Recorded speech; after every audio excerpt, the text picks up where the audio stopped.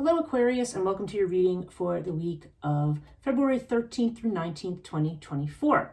This is a reading if you're an Aquarius sun, moon, rising, have some other significant Aquarius aspects in your chart. If you know them, this reading may resonate with you. If you're new to this channel, welcome. It's good to have you here. And if you're returning to this channel, welcome back. I am hoping that this video resonates with you, and that this reading is a good reading for you this week. I've laid the cards out as I'm trying to do this now more in advance just to save a little time. But I haven't had a chance to look at them yet. So I do hope this is a good reading for you this week. If you look down in the description below, I have links to my PayPal donation link. I have a link to my website, which is liminalreiki.com. But the business is called Transition Life Coaching, where I do spiritual coaching, tarot, astrology, both Western and Eastern, human design, Reiki therapy, and other things. So if any of that interests you, you can check out my link below. And also I have my social media handles for both Instagram and Facebook are also below in the description. The way I do these readings, just want to make sure I cover everything before I get started. I do a full horoscope spread, and I use the Cartouche deck. So this is going to be according to the houses of astrology. And so I'm going to be interpreting the cards with respect to the meanings of those house positions. So there will be certain aspects of the house that apply to you and others that do not. So take what resonates and leave the rest. And yes, I use the Cartouche deck, and then I will clarify with the tarot deck. And this week I am using the Mythic Tarot by Juliet Sharman Burke. And to follow up, I'm going to do an oracle reading with the Moonology deck. Okay, so let's begin at the beginning here. So Aries energy. This is about your personality, how you present yourself to the world. This is the first house. And so this is how you want to be seen and how others see you. So you've got Osiris with the Queen of Pentacles. So yeah, we definitely have something very solid here. Osiris indicates that this is a very strong leadership kind of energy.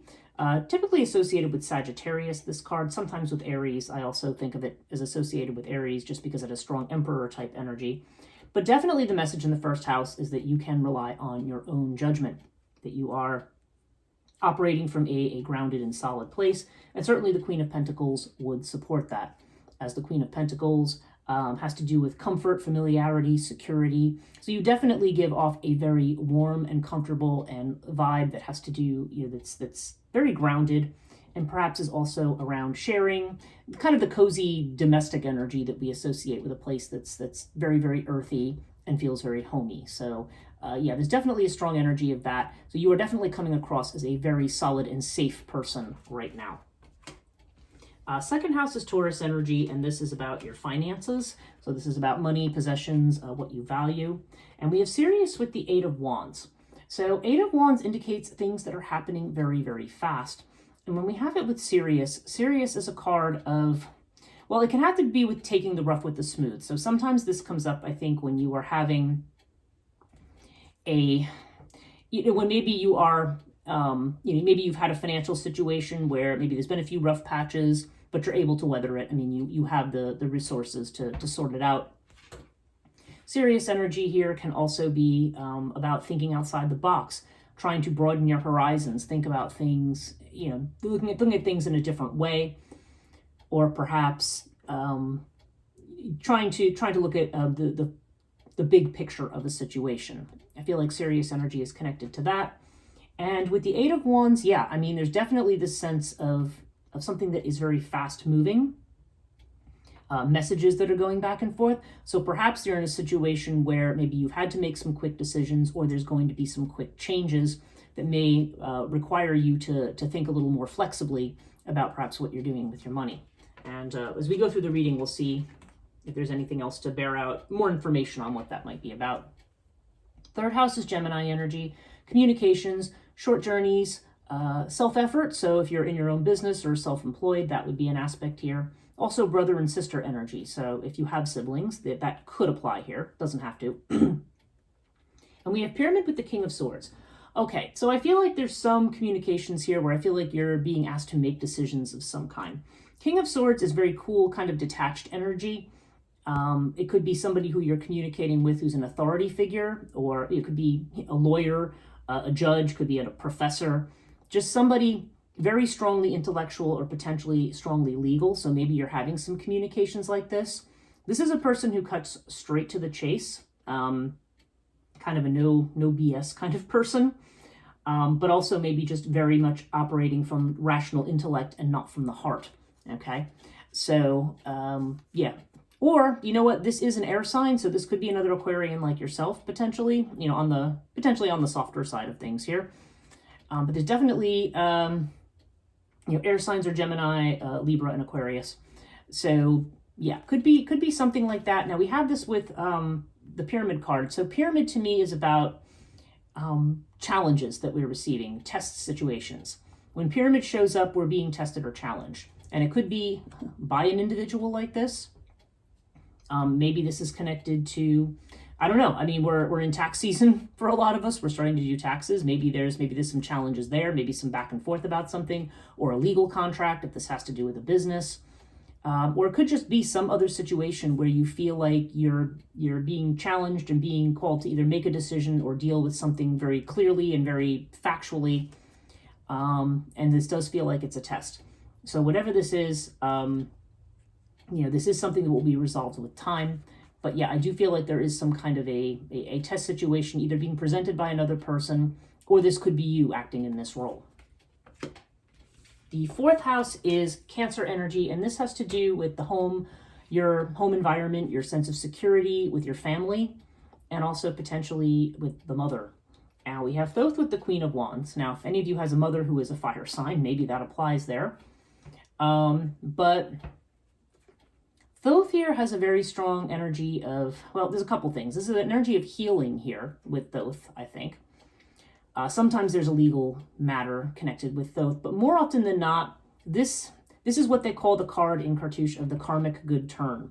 So it's almost like there's something coming from this quarter that is helpful, or there's like a reward. It can also have to do with divine timing, like something happening at the right time. So, this could be connected with a family situation, but it could also be connected with a home or a home purchase, perhaps. Or even work that you may be having done. There's something here that says something is happening at the right time. And the fact that you have it with the Queen of Wands. The Queen of Wands is very, very powerful fire energy. This is a woman who knows what she wants, who gets what she wants, who is very attractive to others. So whether this is somebody in your family, whether this relates to a family situation, or whether this is connected to your home, or something in conjunction with either something you're doing with your home or acquiring a home, or something like that. There definitely seems to be this fiery, feminine fiery energy, although Queen of Wands does not have to be a woman, in connection with something that is very favorable. So I almost feel like this could be a person coming in who's bringing this kind of karmic reward, or this could be you being in a position to really be seen, stand out, and move ahead. And perhaps the timing is now right for that.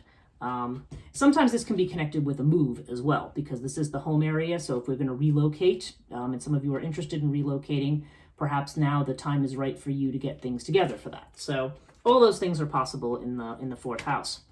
Fifth house is Leo energy. So this is creativity, children, love affairs, recreation, and leisure. Now you have the wing disc with the Knight of Cups. Okay. So whether this has to do with a love affair, and that might be the first instinct when we see the Knight of Cups, or whether this has to do with a situation with a child, or whether it has to do with something creative that you're doing, some kind of project, or even a chance to get away, like on a holiday or something. Knight of Cups definitely represents an invitation. Usually we see this as an invitation to love, but it can just be an invitation to something emotionally satisfying or pleasurable. So so there could be an invitation to get away or to do something. Or you could be, maybe you're going to be asked out. If you're single, maybe you're going to be asked out by somebody who you are interested in. And we have it with wing disc. So whatever's happening here, whatever the invitation is, it's going to lead to success or to a very, very good result. Wing disc also brings clarity. It's the sun disc, so it sheds light on things. And it is a card, usually, I feel it's a card of wishes fulfilled. I mean, it is one of the happiest cards in the Cartouche deck. So I feel like there's a very happy invitation coming in, whether this relates to a lover and a love affair, whether this relates to a situation with a child, or whether we're talking, a chance to go on a vacation or holiday, or whether this has to do with something connected to a creative project. So take it as it resonates here. But those are all the possibilities for the 5th house. 6th house, we have Virgo energy. This has to do with health. It has to do with jobs. So it's a house of service. So of a job or work that you do for other people, paid or unpaid. It has to do with worry and anxiety, and sometimes to do with pets as well. Okay, so you have Set here.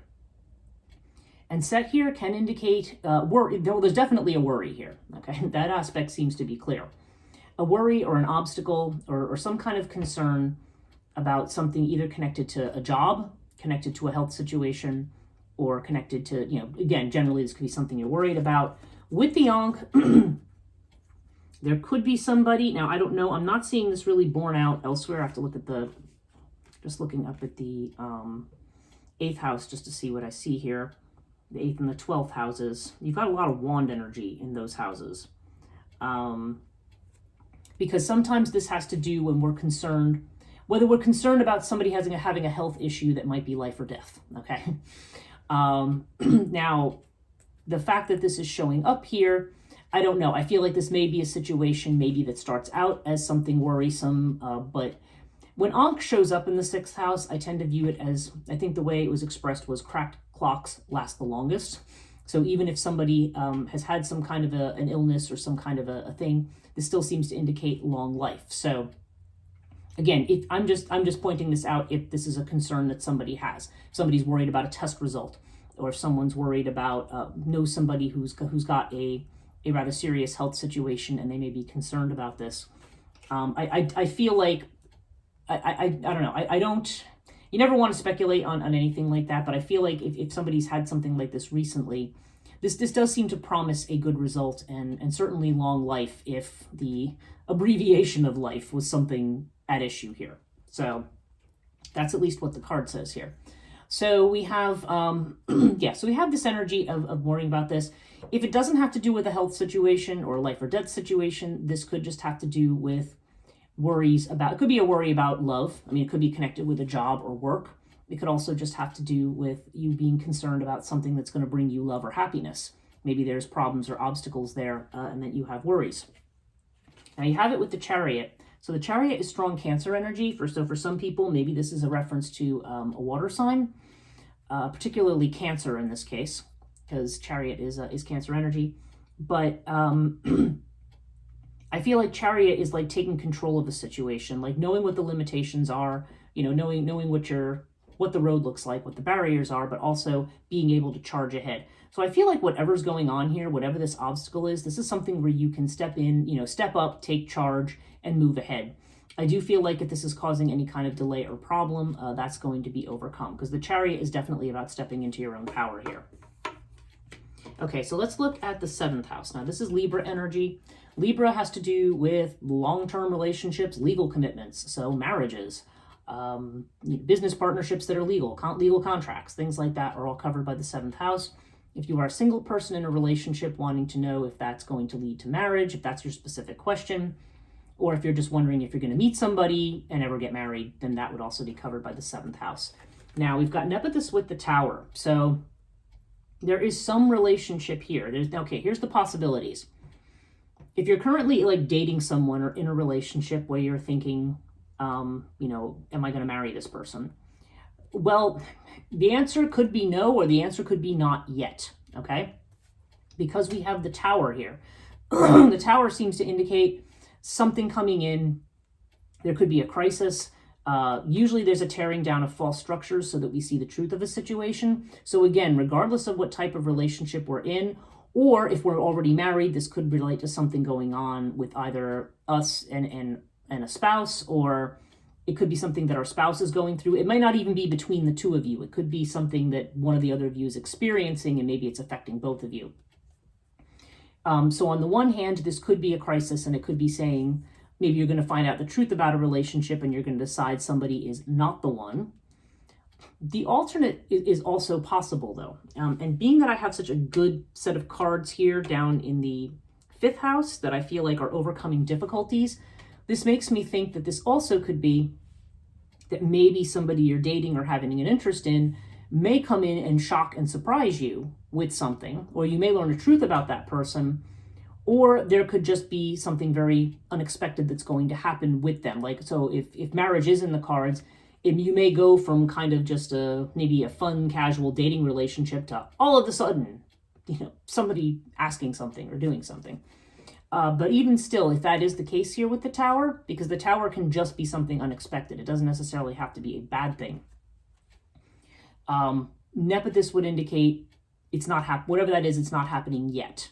Okay, this is about waiting for something that's going to happen. Now, this is coming into my head, and I don't always interpret Nepothys in this way, but this is also a card of sisterhood. And I don't know why. This could be a surprise revelation from somebody's sister or something unexpected happening because of somebody's sister.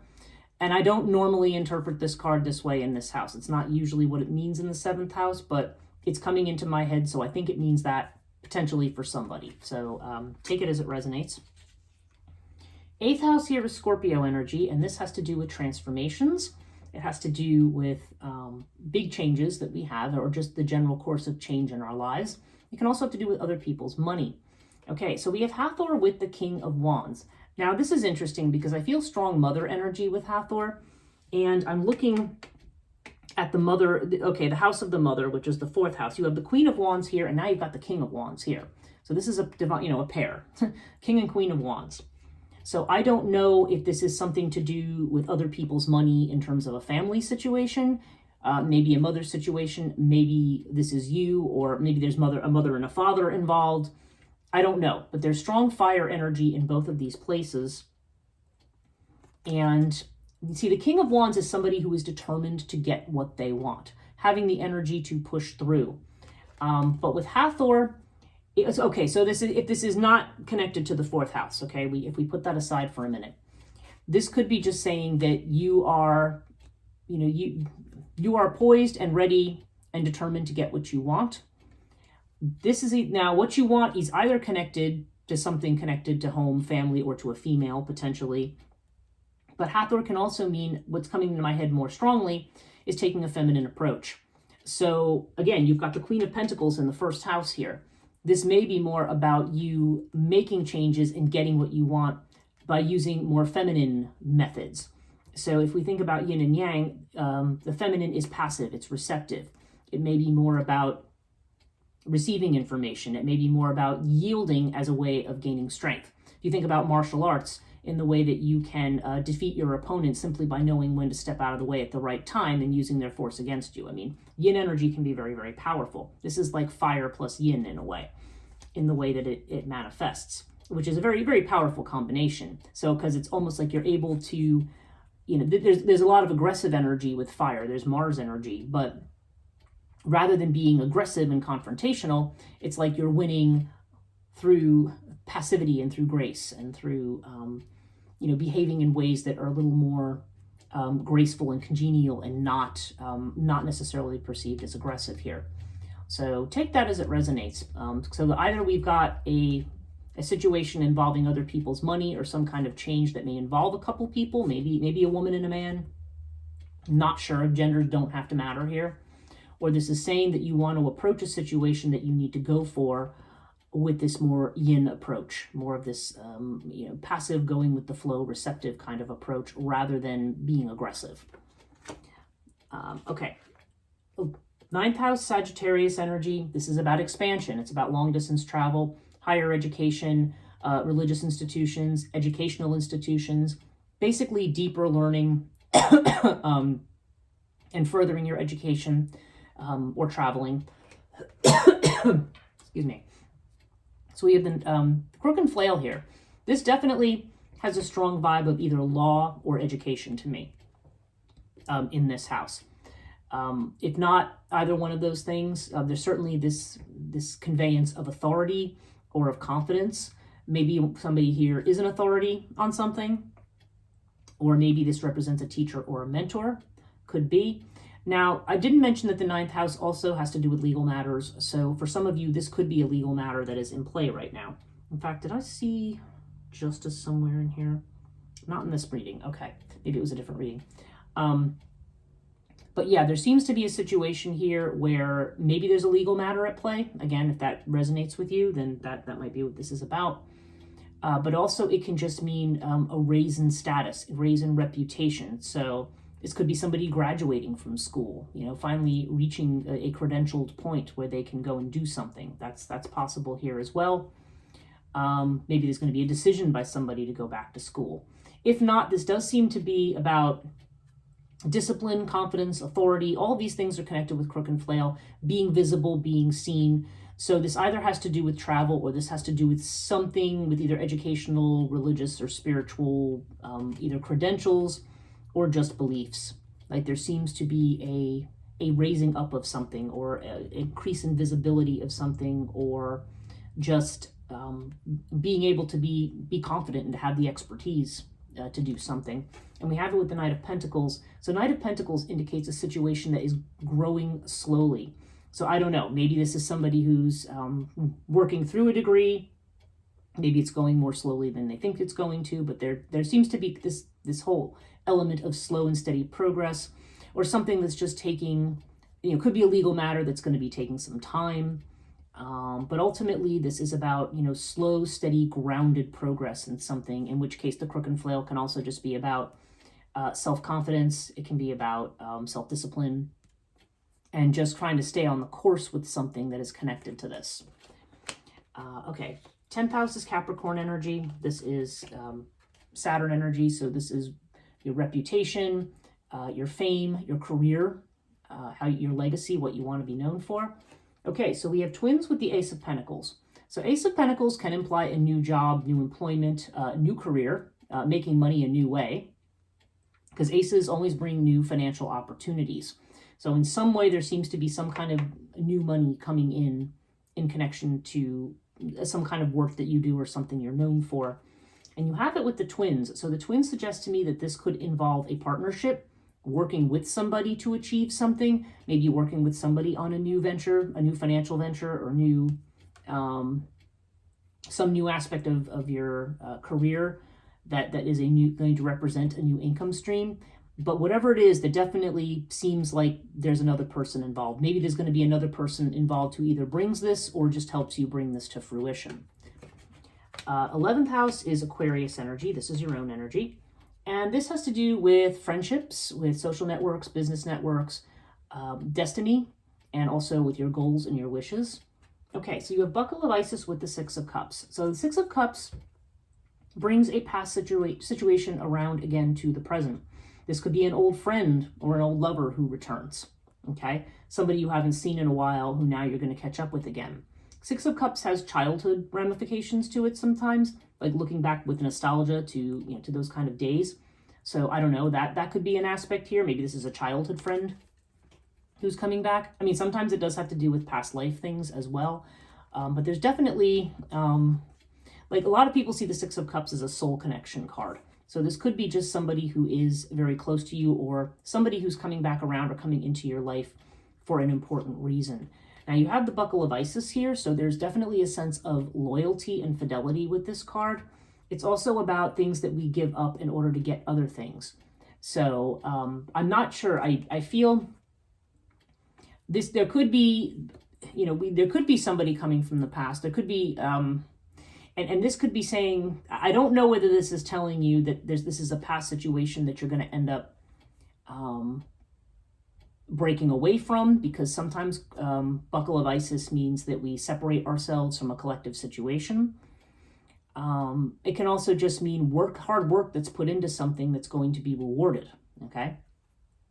So there's very strong element of self-sacrifice here, and I don't know if that's connected with this person or not, but they are showing up together. Or this could just be a past situation where maybe you are making an effort or making a sacrifice on someone's behalf, and there's this idea that this sacrifice is going to be rewarded in the end, either with loyalty and fidelity, or there could be financial rewards, or it depends on the situation, really. But it does seem like something that you're putting effort in, and it may be based on some kind of a past connection that will be rewarded. 12th house is Pisces energy, and Pisces is about what is hidden. It is the house of a lot of things, like, everything from sainthood to madness. But really, I always find in Cartouche, when I read the horoscope spread, that this has to do with what we're afraid of, kind of what we're repressing, maybe what we're not showing to other people. Now we have water with the Knight of Wands. Okay, I think I noticed you have the Queen of Wands, the King of Wands, and the Knight of Wands. And they're in the 4th, 6th, and 12th houses. And the 4th, 8th, and 12th. And the 8th and 12th in particular have to do with matters that are more spiritual, that are deeper, that are a little bit more esoteric. And now you have this restless Knight of Wands energy here. So you have a really interesting amount of fire energy here for this reading, Aquarius. And I feel like whether this is you or whether these are other people, there's a restlessness to this card, okay? I think you're anxious to get going with something. Maybe this ties in with this Knight of Pentacles over here, where everything's going slow and you may be unconsciously worried or concerned about, wanting to move ahead. You have this with water too. So water can indicate hidden emotions or deep emotions. Maybe there's concerns about the flow of something or how it's going to change. Now, there is another element to the 12th house that I don't often talk about, and that is that it's the house of foreign travel or moving abroad. So to me, this is definitely a card of relocation, and this is relocation and water. So for some people, now mind you, this is not going to be for everybody, this positioning could be indicating that somebody is contemplating a move abroad. And there's a lot of fire energy here, like there's a lot of determination to make this happen. We've got the King, Queen, and the Knight of Wands. So there does seem to be a lot of active energy towards making a major life change or major life decision. But I think regardless whether it's that or not, there seems to be a level of impatience here, a restlessness, kind of a need to get moving, maybe feeling like things aren't moving fast enough or in the right direction. But remember that this is in the house of fears. You are in a position where you need to think very carefully about, oftentimes with the Knights, you need to look before you leap. And your opposite house, if you have the Chariot here, so this is definitely has a travel connotation to it. And in fact, just looking at it in that light, I would actually see this potentially as a job that you hate, or that's keeping you back in some way from doing something that you really love. Maybe what you really love is something far away and at a distance. Maybe it's something you're working towards here with the Crook and Flail, but it's going very, very slowly. That's a possible interpretation for somebody. That makes sense to me here. And there may be a lot of factors at play. There may be these messages about finances. There may be invitations over here creatively or love-wise. There may be sudden invitations that you're waiting on in terms of partnering with somebody, but maybe they haven't happened yet. Now, overall, you have the Moon with Horus. So the Moon indicates there's a lack of clarity here for you right now, Aquarius. You're not really sure where things stand. But you have Horus, which is the card of Leo energy. This is a really great card because it indicates, it's the popular hero. It's someone who's seen, someone who's charismatic. I mean, it fits right in with this Queen of Wands energy that's right underneath it. Somebody who is liked, has a good reputation, who is creative. There's strong family vibes associated with this card. So, all of those things might not apply at once. This is also a card of healing. So I feel like whatever's going on here, this promises sort of good health, healing, creative energy, however that manifests, and community energy. So this is all very, very good. So even though this may not be apparent right now with the Moon card showing up, there may be some things that are unclear.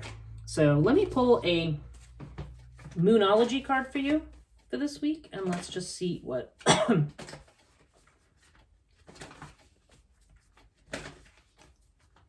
what does Aquarius need to know for the week of February 13th through 19th, 2024. So I'll shuffle these a bit and do a quick cut, and now let's see what comes up for you. Aquarius. What does Aquarius need to know? Oh, here we go. Okay. Your card is the Balsamic Moon, which is like very end of the waning phase. And this is a time for healing. Okay, and then you've got Horus, the card of healing, right in the center of your deck. Or in the center of your reading, I should say. So yeah, I feel like there's Yeah, there seems to be a lot of healing going on. Maybe for some of you, literally, there's been a health issue. And it just seems like there's some things that you want to go forward that maybe, I mean, I feel like the energy is there, the momentum is there, the drive is there. And it definitely seems like there's going to be new beginnings, potentially in terms of career, you know, news coming in terms of money. Seems like there's going to be decisions that need to be made. Maybe some surprises on the relationship front that, you know, things that we're not seeing yet or that haven't manifested yet. But we also have some potentially good opportunities coming in. So on the whole, there's a lot of this stuff going on. But I think this lack of clarity could just indicate that you are at the end of a time of healing and that all of this is kind of on the horizon here, just waiting to waiting to happen. But it could be that you have some unfinished business here that you want to settle first. So that's it for this week, Aquarius. I hope this reading was helpful. If it was, please give me a thumbs up. Leave me a comment if you like. And if you wish to subscribe to the channel and haven't already, please hit the subscribe button and the notification bell so you don't miss these videos, which as of right now are coming out on Mondays. I might change up the schedule in the future, but at least that way you will always be notified when a new video is coming out. Thanks so much, and we'll see you next week.